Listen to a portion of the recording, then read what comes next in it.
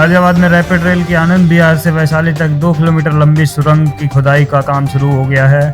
National capital region transport corporation के इंजीनियरों और कर्मचारियों की टीम की देखरेख में 90 मीटर लंबी विशालकाय टनल बोरिंग मशीन सुदर्शन ने भूमिगत गड्ढे में सुरंग बनाने का काम शुरू कर दिया है। पहली सुरंग की खुदाई का कार्य सितंबर तक पूरा होने की संभावना है। वहीं आनंद विहार से वैशाली तक दूसरी सुरंग की खुदाई का कार्य अगस्त तक शुरू होगा।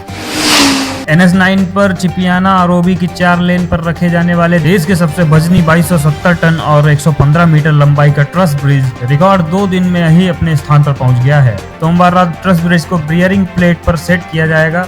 अस्थायी लॉन्चिंग पैड हटाने के बाद ब्रिज को नीचे उतारकर बियरिंग प्लेट पर रखने के साथ ही लॉन्चिंग पूरी हो जाएगी। गाजियाबाद में सोमवार को 4226 लोगों की जांच रिपोर्ट आने पर 3 बच्चों समेत 49 लोग संक्रमित पाए गए।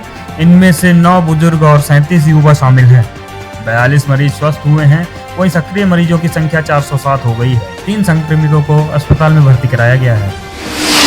गाजियाबाद जिले के परिषदीय विद्यालयों में अब बच्चों को ताजी सब्जियों से तैयार मिड डे मील का स्वाद मिलेगा। खाना स्वादिष्ट होने के साथ ही ये खाना बच्चों के लिए पहले से अधिक पौष्टिक होगा। कई विद्यालयों में किचन गार्डन तैयार हो चुका है और सब्जियां लगनी भी शुरू हो गई हैं।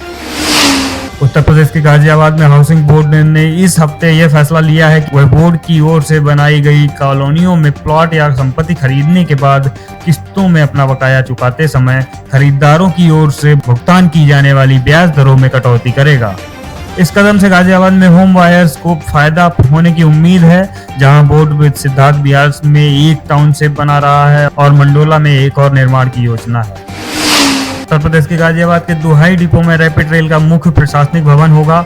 इस प्रशासनिक भवन में रोशनी के लिए सौर ऊर्जा की बिल्कुल नई तकनीकी का इस्तेमाल किया जाएगा।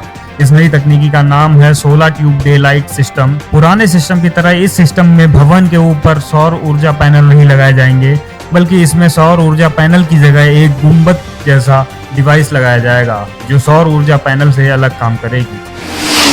दिल्ली के मुंडका और हापुड़ के धौलाना में हुए भीषण अग्निकांड के बावजूद गाजियाबाद में अग्निशमन विभाग ने अनापत्ति प्रमाण पत्र लिए बगैर चल रही फैक्ट्रियों में से एक और फैक्ट्री में भीषण आग लग गई। इस बार हादसा डासना के दीनानाथपुर पुठी गांव में स्थित शिवशंकर टेक्सटाइल में रविवार रात करीब 3 बजे हुआ। फैक्ट्री में बेहद ज्वलनशील रसायन होने के बावजूद आग बुझाने का कोई इंतजाम भी नहीं था। गनीमत रही कि फैक्ट्री में काम करने वाले 25 कर्मचारी उस समय बाहर थे। दमकल की 14 गाड़ियों ने 8 घंटे में आग पर काबू पाया। नाटकीय अंदाज में ट्रेनों में टप्पेबाजी कर लोगों से ठगी और चोरी करने वाले 2 बदमाशों को जीआरपी और आरपीएफ की टीम ने गिरफ्तार किया है। ये टप्पेबाज अपना अपना रोल वारदात से पहले तय कर लेते थे। इनमें से एक यात्रियों के साथ सह यात्री बनकर उनका विश्वास जीत लेता था और दूसरा साथी अपने मालिक के उत्पीड़न से तंग नौकर बनकर चुराई गई नोटों की गड्डी और तिजोरी को दिखाकर टप्पेबाजी करता था।